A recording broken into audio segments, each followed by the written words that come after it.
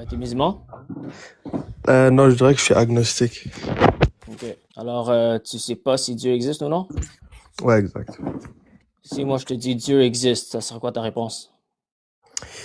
Comment tu sais que Dieu existe? À cause des preuves scientifiques. C'est quoi? Est-ce que toi t'es quelqu'un scientifique? Pff, ouais, quand même. Et tu te considères quelqu'un de logique? Ouais. Ouais, ok. Alors, t'es d'accord que l'univers a un début selon les consensus scientifiques? Je pense pas qu'il y ait un consensus sur ça. Ton volume, l'audio est vraiment mauvais. Je pense pas qu'il y ait un consensus sur ça. T'as déjà entendu parler du théorie du Big Bang? Ouais, ouais. Est-ce que tu crois en ça? Euh, hmm, genre, oui, je crois en ça, mais c'est comme... genre, je crois en ça dans le sens, ça fait le plus de sens. Mais c'est pas genre... Ok, alors, selon la théorie du Big Bang, l'univers a un début. Tu es au courant de Mais c'est ça? ça, je suis pas sûr que c'est ça que la théorie dit. Je pense qu'elle... je pense qu'elle arrive pas à définir c'est quoi l'infini. Puis c'est pour ça qu'elle n'arrive pas à décrire ce qui est avant le Big Bang, mais elle dit pas que le Big Bang, c'est genre le T0. Mais je pense que il y a des variations de la théorie comme quoi où l'univers shrink, puis ensuite il expand, puis il shrink, puis il expand, puis genre. Non, ça c'est une théorie qui a été inventée euh, pour expliquer quelque chose qu'on ne comprend pas. Mais la théorie du Big Bang, c'est la conclusion scientifique que le temps, matière, temps et espace a un début. Est-ce que tu es au Ok. courant de ça? Non. OK. Alors, selon le consensus scientifique, on sait que le temps, matière et espace a un début. Pourquoi? Parce qu'on sait scientifiquement que l'univers est en expansion. Ça veut dire que si on recule dans le temps, l'univers va disparaître quand on recule dans le temps. OK? On sait aussi que l'énergie dans l'univers est limitée. Ça veut dire que si l'univers a existé pour l'éternité passée, il n'y aurait plus d'énergie qui existe dans l'univers. OK? Le soleil sera éteint, les étoiles seraient éteintes, il y aurait rien. OK? Alors, on sait que l'univers a un début basé sur des preuves scientifiques. OK? On est ensemble? Je vais te croire sur parole pour pas genre dwell sur ce point, mais je suis pas sûr que le consensus scientifique, c'est qu'il y a un T0. OK, mais dans ce cas, on ne peut pas avancer dans la conversation si on n'a pas une fondation commune pour bâtir un argument. Alors, quel argument scientifique peut te convaincre? Ben, en fait, c'est que vu que t'as l'air lectured sur ça, je vais te croire sur parole. C'est juste ça que j'ai à dire. Donc, OK, on a une fondation. OK. Alors, le consensus scientifique, c'est que l'univers a un début. Selon les lois de la logique, selon l'observation empirique de ce qu'on peut observer, c'est que toute chose qui a un début a une cause. Est-ce que tu es d'accord avec ça? Toute chose qui a un début a une cause? Ouais, OK. Alors, si l'univers a un début, l'univers doit avoir une cause. OK? Alors, quelque chose a causé l'univers d'exister. Est-ce que tu es d'accord? ouais. OK. Alors, cette chose-là qui a causé l'univers d'exister. OK? Alors, on doit se poser la question, c'est quoi cette chose-là? OK? Et si on examine le début de l'univers, OK? Toute chose qui est temps, matière, espace, naturel, physique, tout ça a un début. OK? Ça veut dire que la chose qui a débuté, qui a causé l'univers d'exister, cette chose-là peut pas être physique, peut pas être naturelle, peut pas être dans le temps et l'espace. Alors, ça veut dire que cette chose-là doit être immatérielle, surnaturelle, en dehors du temps et l'espace, c'est-à-dire éternelle. Et évidemment, cette chose-là est tout-puissant et cette chose a l'habilité de créer l'univers ou décider de créer l'univers. Et ça veut dire que cette chose est personnelle parce que seule une personne peut décider de créer l'univers. Ouais, je t'écoute. OK?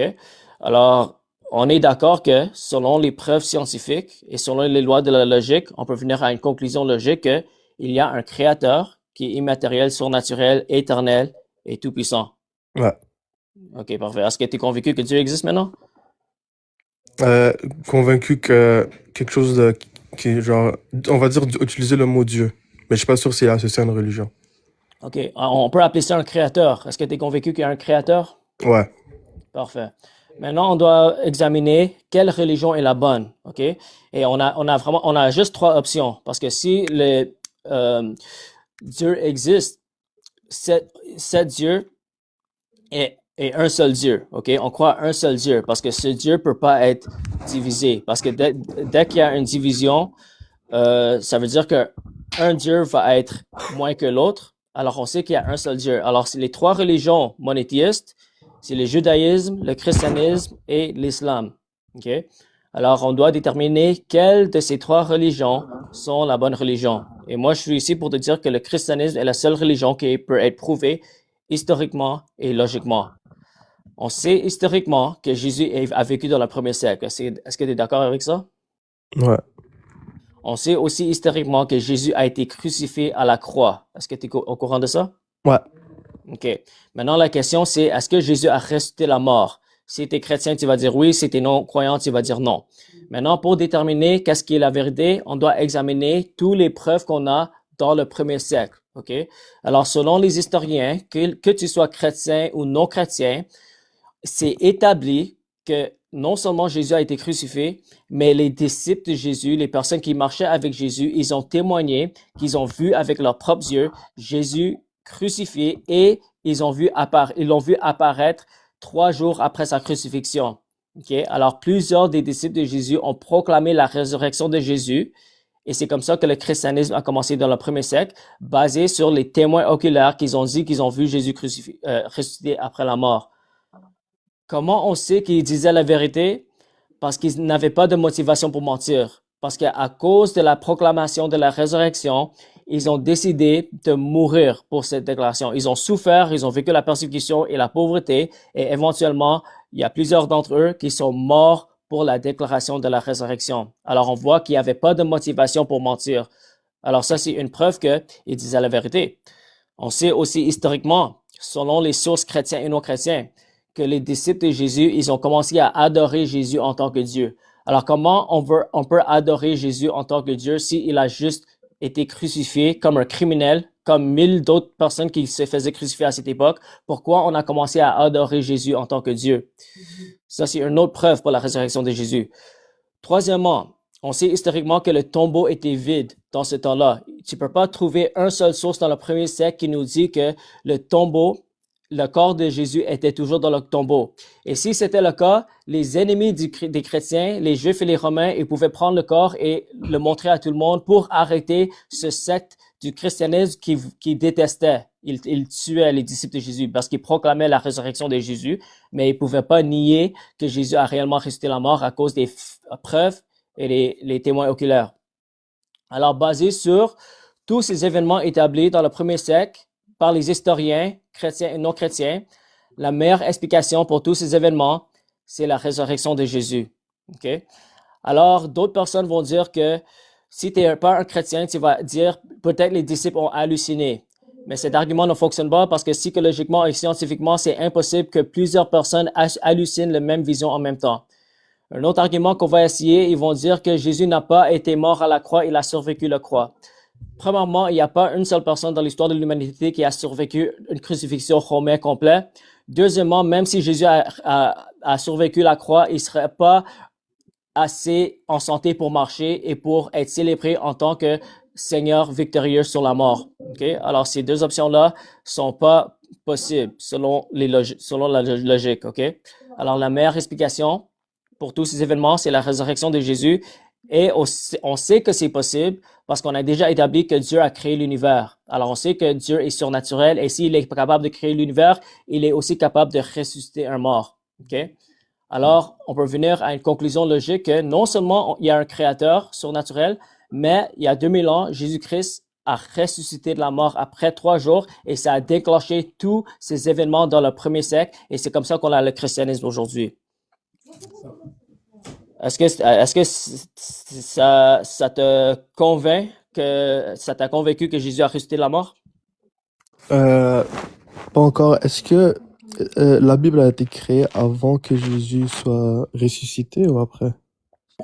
OK, alors les Écritures, c'est les témoignages des personnes qui ont vu Jésus ressusciter. Alors évidemment, ils vont pas écrire la résurrection avant l'événement. Alors c'est sûr que c'est après.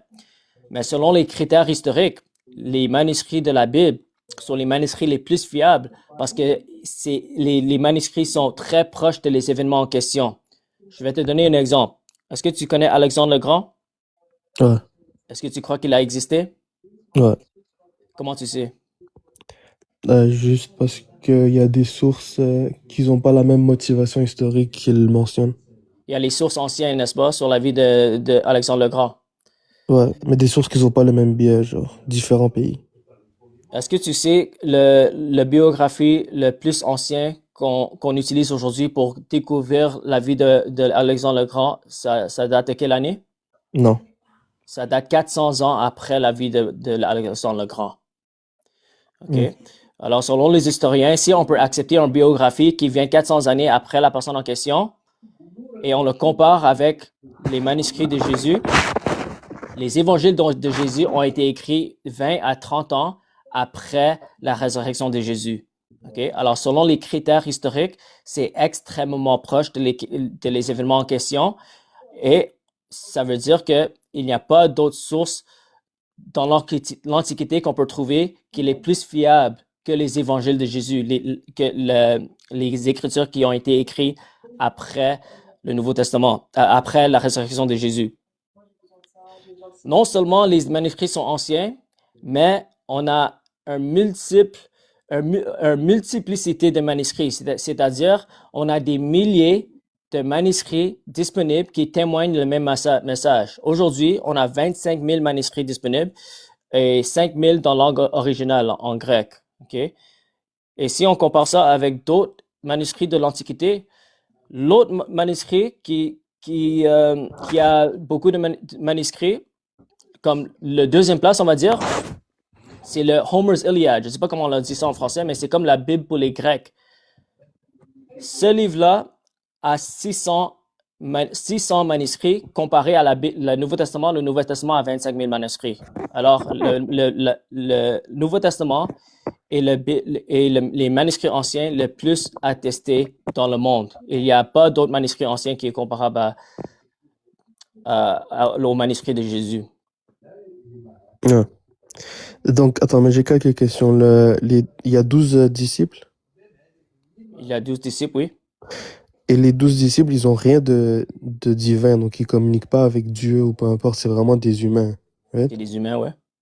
Il n'y a pas genre de considération que c'est des humains parfaits ou peu importe, c'est juste les amis de Jésus. C'est les disciples de Jésus, oui. Ok, fait que là, après que Jésus il est mort et qu'eux ils l'ont vu, est-ce que genre ils ont une vision, je sais pas si tu comprends ce que je veux dire, il y a Dieu en eux pour qu'ils puissent écrire la Bible ou c'est vraiment juste genre des humains qui écrivent la Bible? On croit que ils ont été inspirés de Dieu pour écrire la Bible. Pourquoi? Parce que si Jésus a ressuscité la mort, ça veut dire que Dieu approuve le message de Jésus et là, on doit examiner c'était quoi le message de Jésus. Et le message de Jésus, c'était « Je suis le Fils de Dieu, je vais mourir pour tes péchés et je vais ressusciter la mort. » Et aussi, avant qu'il est mort à la croix, il a dit que « Je vais vous envoyer le Saint-Esprit et il va vous amener dans toute la vérité. » Et il a dit que mes paroles vont jamais passer. Okay? Mes paroles vont toujours demeurer. Okay? Alors, basé sur le fait qu'on peut avoir confiance au message de Jésus, on peut aussi avoir confiance au message des apôtres de Jésus parce que Jésus a proclamé que eux, ils vont avoir la vérité par le Saint-Esprit et ils vont garder les paroles de Jésus. Ah, Jésus a dit ça? Oui. Ok, c'est bon. Puis là, après, ils ont écrit la Bible. Puis, il y a une histoire comme quoi il y a une nouvelle version et tout, genre, juste cette partie-là que je comprends pas non plus.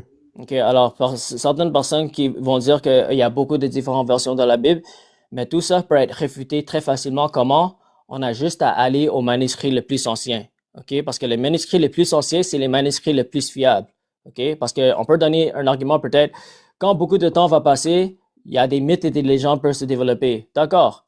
Dans ce cas, va dans les manuscrits les plus anciens et on va voir c'est quoi le message fiable qu'on trouve. Et si on examine les manuscrits les plus anciens aujourd'hui qui peuvent dater du 2e siècle, C'est la même chose, c'est la même Bible qu'on a aujourd'hui.